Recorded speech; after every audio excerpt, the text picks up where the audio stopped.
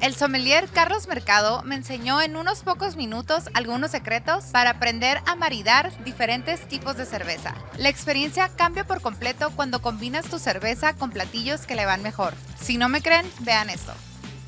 Aquí en la barra nos acompaña un invitado muy especial que nos develará sabores y aromas que se esconden en una cerveza. Hola Carlos, bienvenido.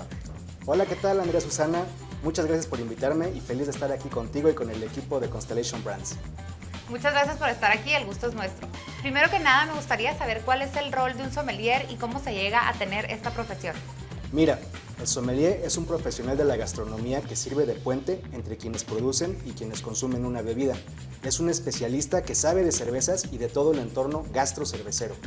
Para ser sommelier hay formaciones como las que imparte la Academia Mexicana de Enogastronomía, y en cuanto al perfil del sommelier, la principal herramienta de su trabajo es el análisis sensorial, por lo que debe entrenarse para convertirse en un gran catador. ¿Y los que catan vinos también se hacen llamar sommelier? ¿Este término también aplica a la cerveza? Así es, sumiller o sommelier son términos que también aplican para los que catamos cerveza.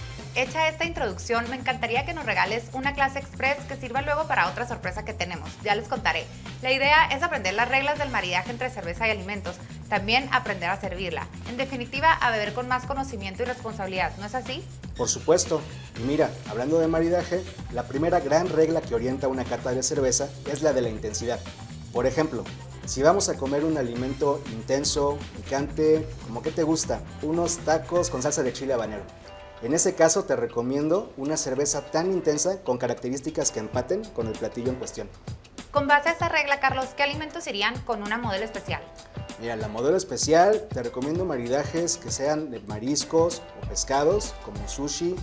También pueden ser tacos dorados de pollo o de res, tal vez un risotto, una pasta con salsa de quesos, y si te gusta lo dulce, te recomiendo un mousse de mango o una crème brûlée. ¿Y para la modelo negra? La modelo negra vamos a subir un poquito la intensidad y la nota especiada. ¿Qué te parecen unos tacos al pastor o un pollo con mole poblano, una tlayuda de chapulines y queso? En cuestión de cortes, corte de carne semimagro. Para cerrar la comida podría funcionar un pie de manzana. En tabla de quesos recomiendo quesos frescos y algo especiados. Qué rico. ¿Y para la modelo reserva qué alimentos nos recomiendas? Ahí tendríamos que buscar un maridaje todavía más intenso y más complejo. Entonces sería un robalo a la veracruzana, un chile en nogada, un pipián. También puede quedar bien con unas salchichas de ternera, con un cabrito. Y en tabla de quesos, algunos quesos semimaduros como el Gouda, el Chihuahua o el Camembert.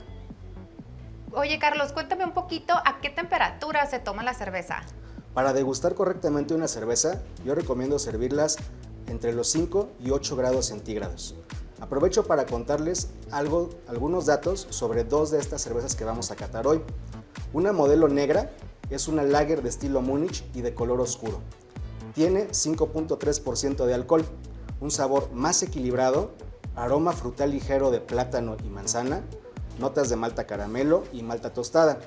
En sabor vamos a tener un amargor moderado, ligeramente dulce la cerveza, con una sensación cálida en el paladar que te va a acompañar a lo largo del trago.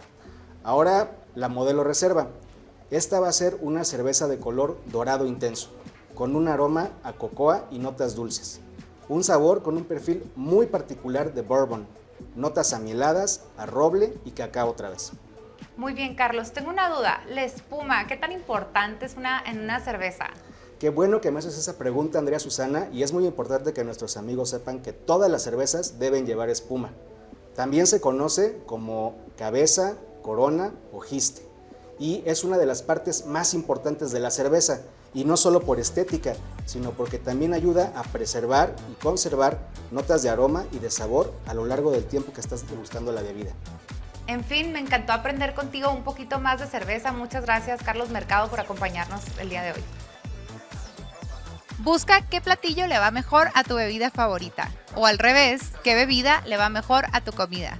Y disfruta siempre con moderación. Nos vemos.